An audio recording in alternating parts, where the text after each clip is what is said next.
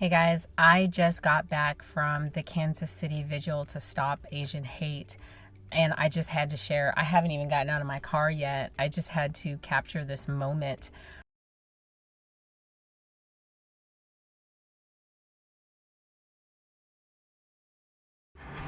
But so far, the worst thing that has happened to me because I am Asian happened very recently. No one spit on me. No one told me to go back to China. No one punched me in the face. No one told me I caused coronavirus. It was simply this. I wish that my beautiful boys didn't look like me. A couple of big takeaways. The Asian community talked a lot about how they are often pitted against other Black and brown communities, and they are absolutely right.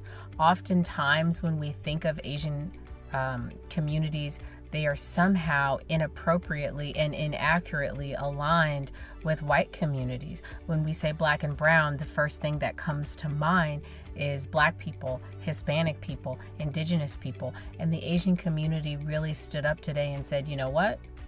We're part of that Black and brown community.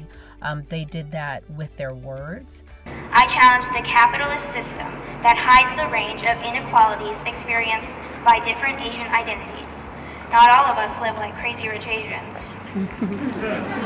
They did that by the diversity of the speakers that they had on stage. And they did that by making sure messages that align the Asian community with Black and brown communities was clear. I think Kansas City sent them a wonderful message. We had a great turnout.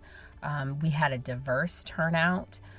When the speakers spoke about some of the things that Asian Americans have experienced, some of the heartbreaking comments that they've dealt with as a result of the previous administration, and how long it's going to take to undo that, I think they were heard loud and clear.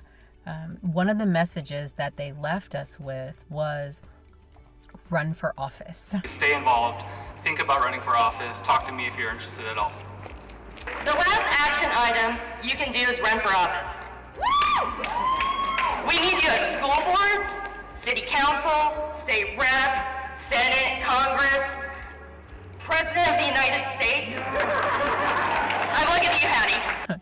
They said, if you are upset, run for city council, run for school board. We need more diversity in these areas, especially here in Missouri, where they're predominantly white, but also around the country. They had the children sitting up front, and at the end they had a beautiful incense lighting ceremony to honor the victims that were lost in the tragedy of late. They spoke a lot about just coming together and recognizing that we are stronger for what we do in the positive than for the 2 or 3 people that stand up and say mean and cruel things. It was a moment where I really felt like we could do it. We could elect a Cori Bush here in Kansas City. We could elect an AOC here in Kansas City. We can elect a Jamal Brown here in Kansas City.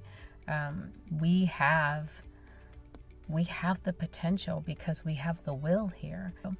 I just wanted to share that really quick. I just want to capture kind of what the feeling was before it leaves me. So I had to do it in my car. All right. Bye, guys.